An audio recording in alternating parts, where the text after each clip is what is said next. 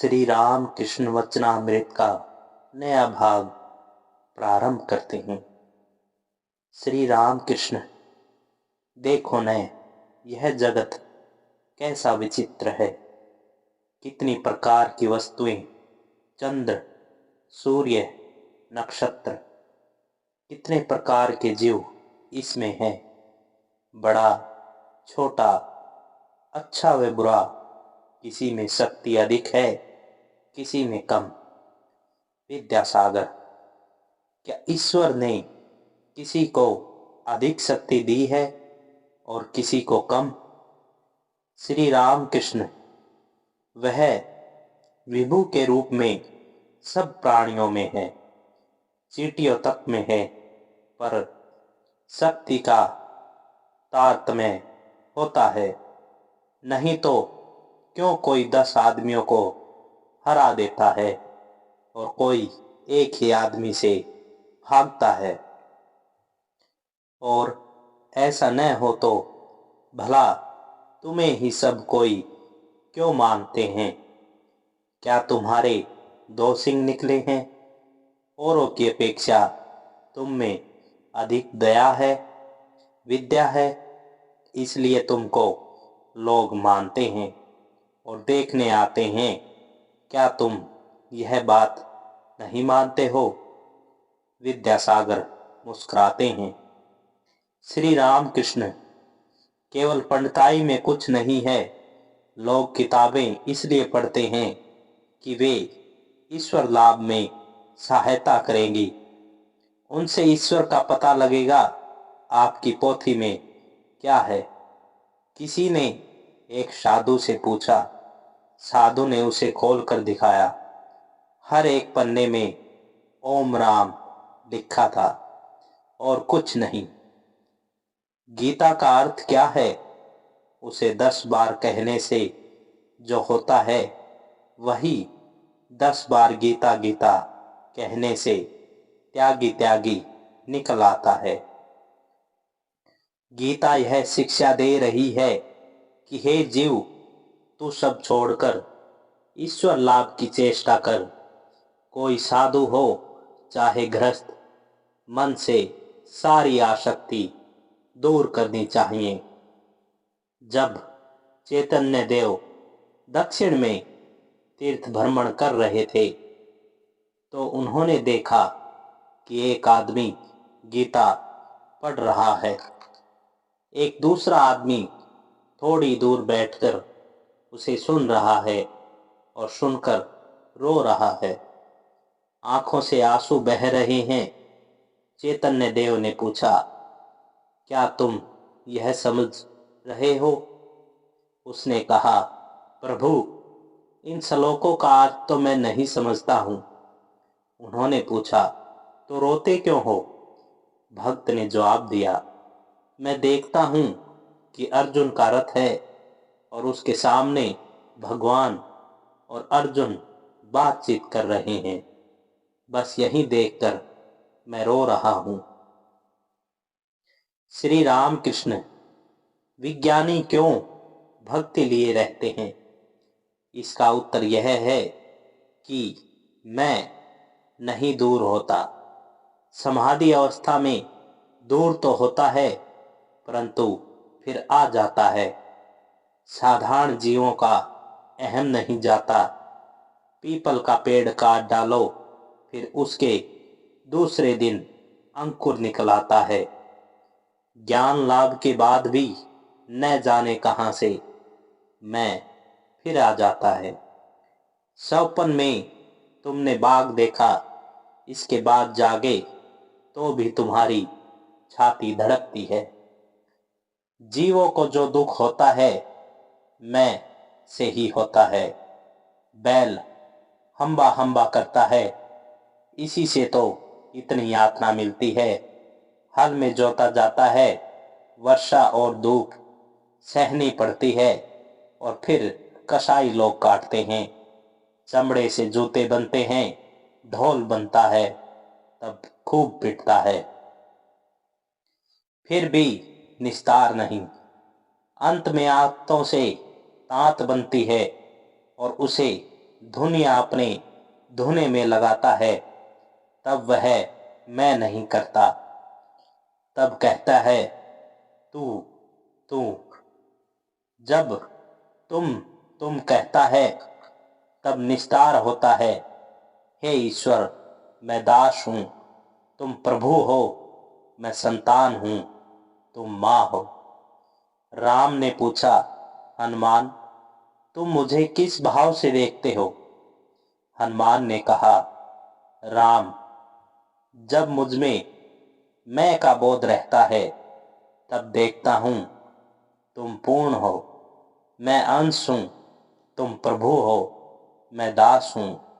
और राम, जब तत्व ज्ञान होता है, तब देखता हूँ तुम ही मैं और मैं ही तुम हो।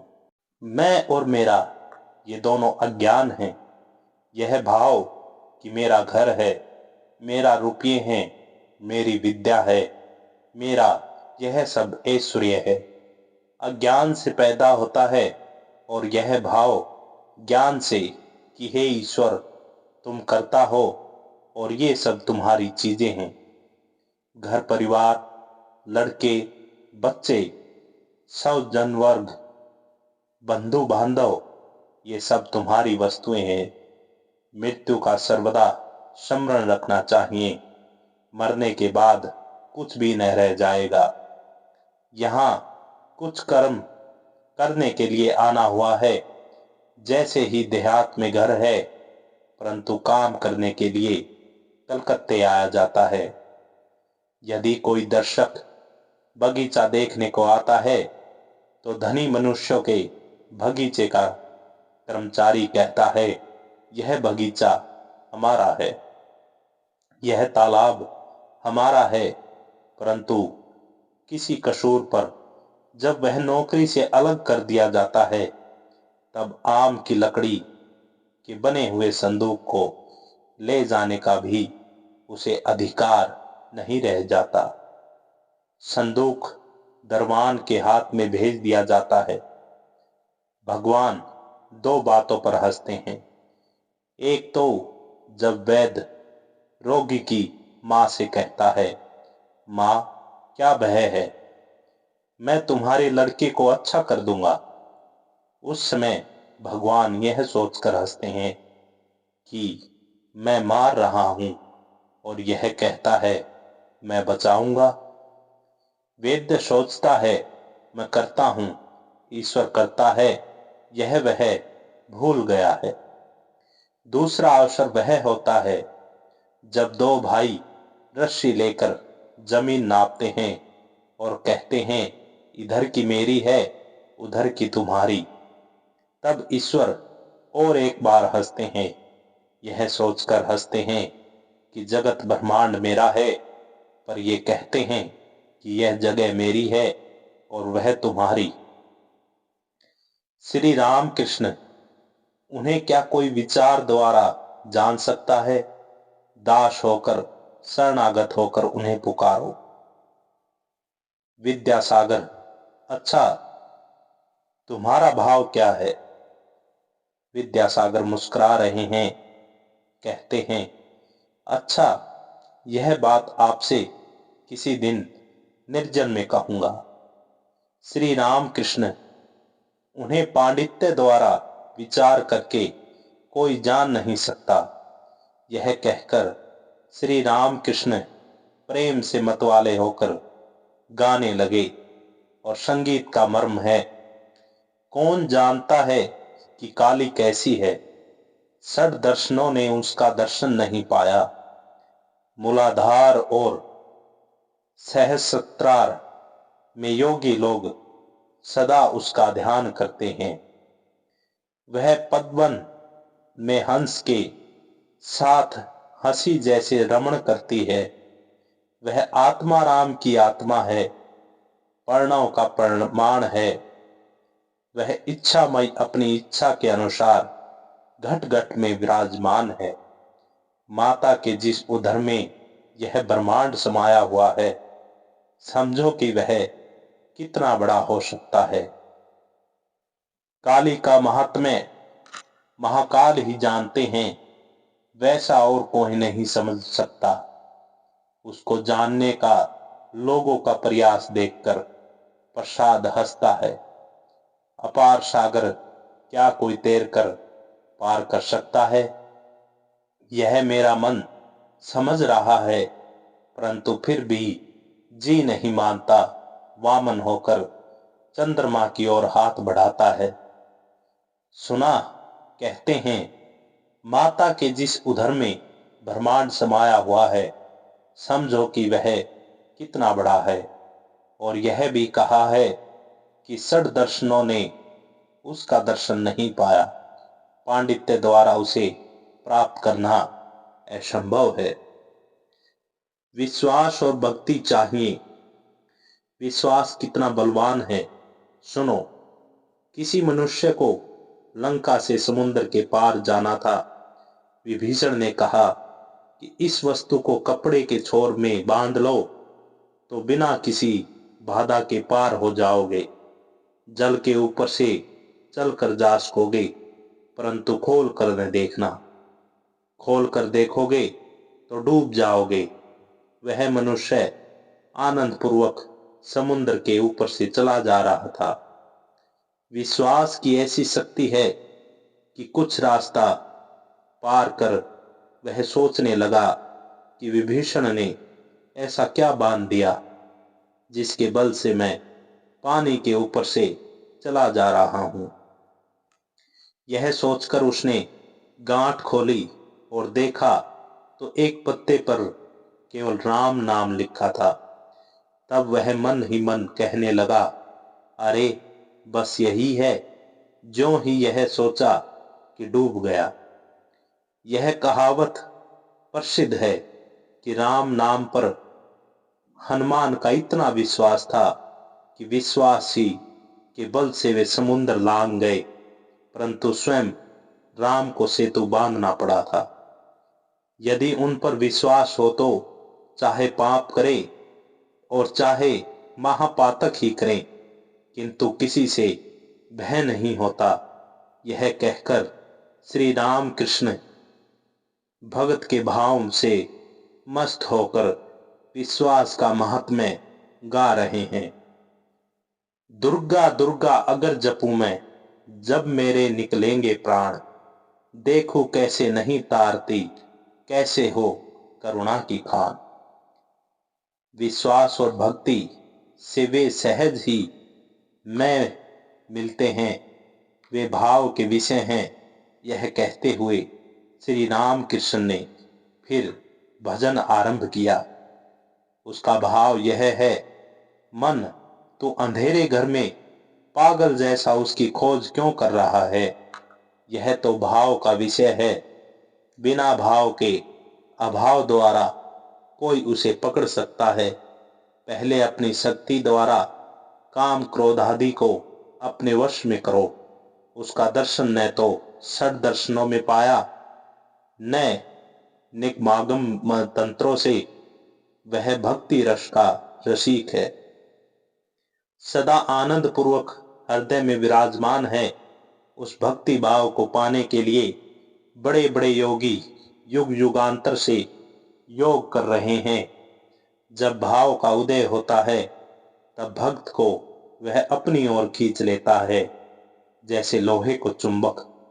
प्रसाद कहता है कि मैं मातृभाव से जिसकी खोज कर रहा हूं, उसके तत्व का भंडा क्या मुझे चौराहे पर फोड़ना होगा? मन इशारे से ही समझ लो। गाते हुए श्री राम कृष्ण समाधिस्थ हो गए। हाथों की अंजलि बंध गई। देह उन्नत और शिथिल, नेत्र स्पंदहीन हो गए। पश्चिम की ओर मुंह किए उसी बेंच पर पैर लटकाए बैठे रहे। सभी लोग गर्दन ऊंची करके यह अद्भुत अवस्था देखने लगे। पंडित विद्यासागर भी चुपचाप एकटक देख रहे थे।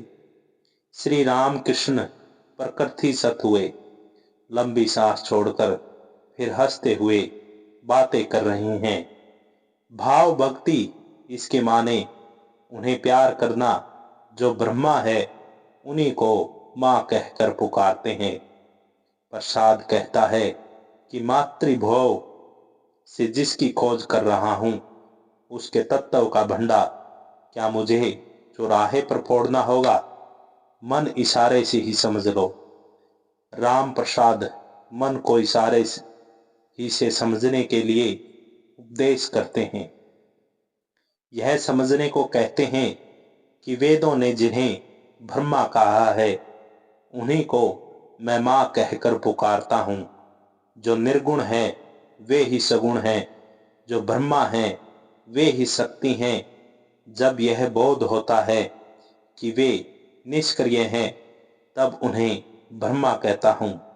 और जब यह सोचता हूँ कि वे सृष्टि, स्थिति और प्रलय करते हैं, तब उन्हें आधा शक्ति काली कहता हूँ। ब्रह्मा और शक्ति अभेद हैं, जैसे कि अग्नि और उसकी दाहिका शक्ति।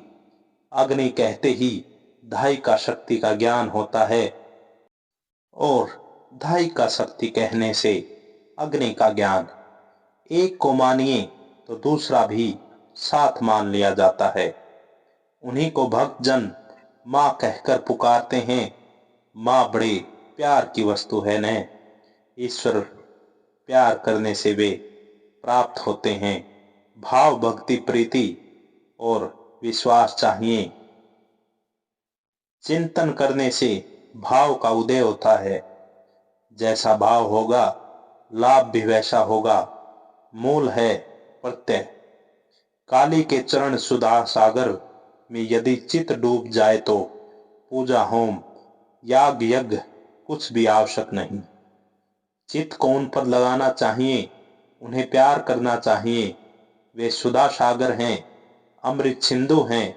इसमें डूबने से मनुष्य मरता नहीं, अमर हो जाता है। किसी किसी का यह विचार है कि ईश्वर को ज्यादा पुकारने से मस्तिष्क बिगड़ जाता है, पर बात ऐसी नहीं। यह तो सुधा समुद्र है, अमृत सिंधु है।